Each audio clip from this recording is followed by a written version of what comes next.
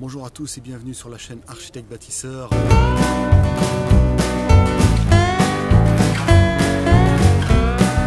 Je voulais vous parler un peu, je vous ai fait une vidéo la dernière fois sur les 7 piliers de la construction durable. Ça m'a fait penser à des choses, notamment j'ai vu ces derniers temps beaucoup de vidéos qui parlent de l'effondrement de la société thermo-industrielle.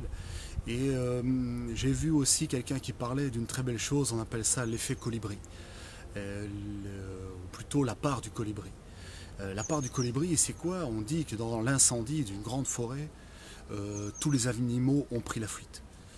Et l'ours voit tout à coup le petit colibri qui va jusqu'à la rivière, il prend une goutte d'eau dans son bec et il part jusqu'aux flammes, il jette sa goutte d'eau sur les flammes et puis il repart à la rivière et ainsi de suite.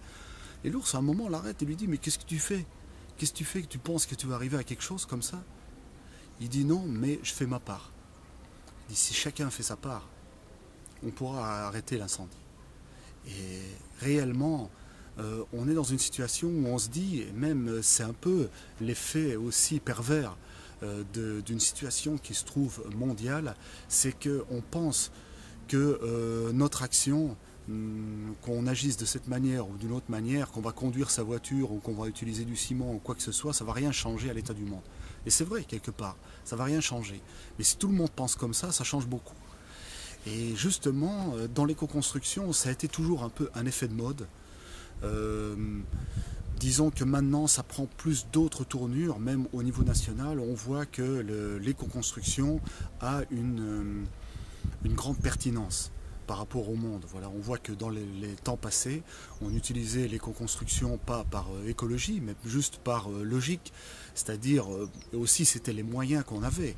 Mais disons que le fait de construire en terre avant, c'était voilà, basique parce que voilà, la terre est gratuite, elle est disponible, donc il y a juste un travail à faire et des connaissances architecturales à avoir, mais sans quoi le matériau est disponible et gratuit, comme la pierre, elle est disponible.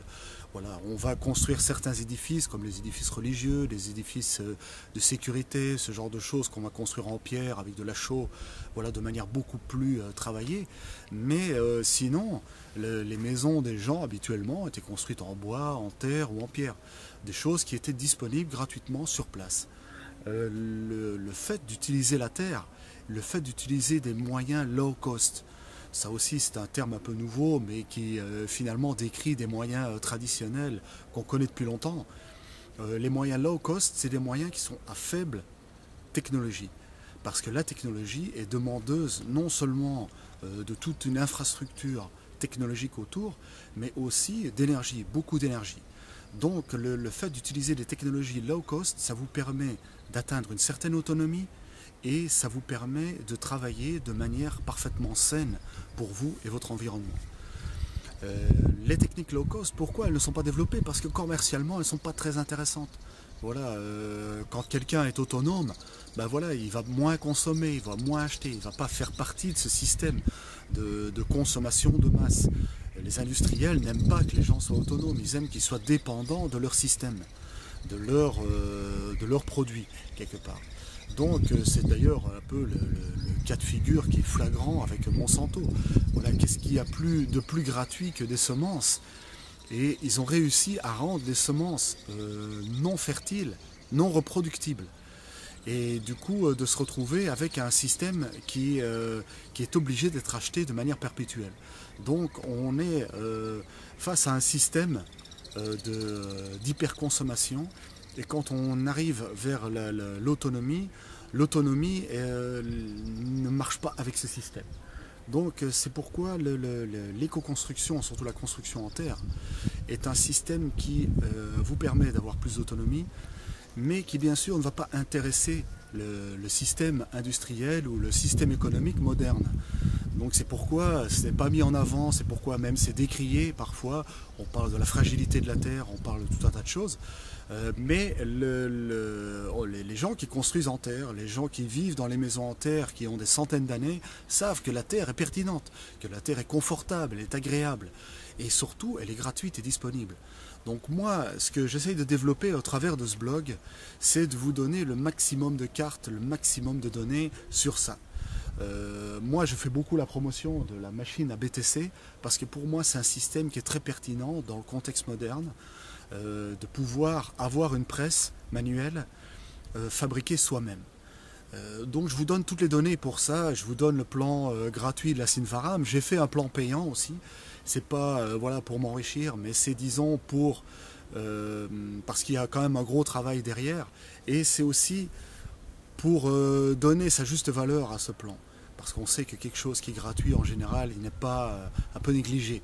Alors que quelqu'un qui va acheter un plan va aller plus loin dans la démarche, à mon sens. Même si ce plan, voilà, je le vends à 17 euros, 17 euros c'est ridicule par rapport aux avantages que ça vous donne. Alors le plan, c'est quoi? Et vous n'avez pas uniquement le plan, vous avez aussi un fichier DXF qui vous permet de faire découper au laser toutes les pièces de cette machine. Le fait de les faire découper au laser, malgré tout, c'est une certaine économie d'énergie. Parce que le découpage laser vous permet d'éviter d'utiliser voilà, la meule à disque à outrance, d'utiliser les chalumeaux, tout ça. C'est quand même un gros gain de temps et un gain d'énergie malgré tout, à mon sens. Hein. Parce que le rayon laser qui va découper, la machine, vous allez voir que le temps est très réduit de découpage.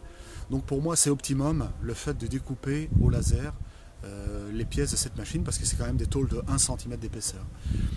Maintenant c'est possible de faire ça avec des moyens low cost aussi, mais c'est beaucoup plus compliqué. Je vais essayer de développer des vidéos tutoriels où on peut voir comment fabriquer une machine comme ça avec des moyens très sommaires. Mais malgré tout ce sera à mon avis moins solide et moins efficace. Quoi. Voilà, le fait d'avoir une machine, voilà, c'est fait une fois pour toutes et cette machine, vous l'avez à vie. Je veux dire, c'est pas usable vraiment à haut point cette machine.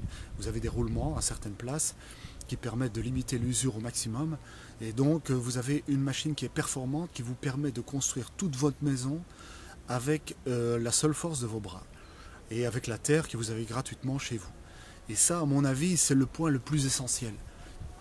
Si vous voyez derrière, là-bas cette presse, c'est une presse américaine, une presse automatique avec un moteur gasoil et tout ça, qui permet de produire beaucoup plus de briques à l'heure. Voilà, on est de l'ordre de 500 briques à l'heure, alors que cette machine est à un niveau maximum théorique de 1500 briques par jour. Avec une équipe, voilà, il faut estimer de 10 personnes.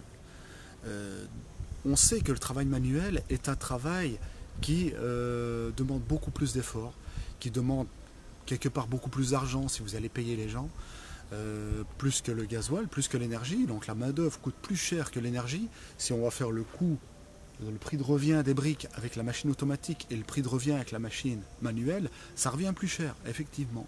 Mais au niveau de la nature, on a besoin de ça. On a besoin de revenir à un travail manuel, on a besoin de diminuer notre consommation énergétique pour revenir à la raison. Parce que notre monde n'est pas menacé de disparition, c'est nous qui sommes menacés de disparition à terme si on continue de cette manière. Mais bien que le monde a des systèmes de sécurité qui fait que tout va être brisé avant qu'on ne puisse disparaître, mais si on n'y prend pas garde, notre monde va devenir invivable pour nous.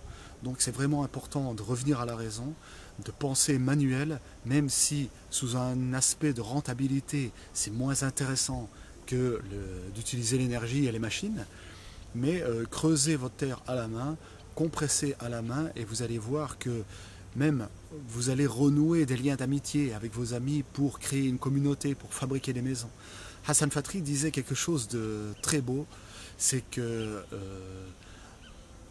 il est très facile à 10 hommes de construire 10 maisons, mais c'est très difficile. Un homme construire une maison, c'est déjà un gros boulot quand il est tout seul. Donc mettez-vous en communauté, travaillez ensemble, faites venir vos amis et interagissez. Vous pouvez aussi vous faire, voilà, je ne sais pas, une période de production et partager les briques entre plusieurs amis. C'est assez simple de pouvoir envisager la construction d'une maison de petite surface, parce qu'il ne faut pas envisager de faire des grandes surfaces, c'est trop pénible. Et c'est au niveau de la construction durable, comme j'ai parlé dans la vidéo précédente, c'est moins logique. Voilà, il vaut mieux revenir à plus on va dire de simplicité et diminuer les quantités dont on a besoin.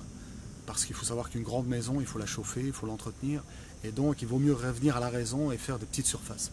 Donc voilà cette vidéo pour vous parler un peu de ce qui est important de faire et de ce que vous pouvez faire avec ce type de machine. Et vous allez voir que avec ce plan que je vous permets d'avoir, va optimiser énormément vos capacités de construire avec un moyen low cost manuel.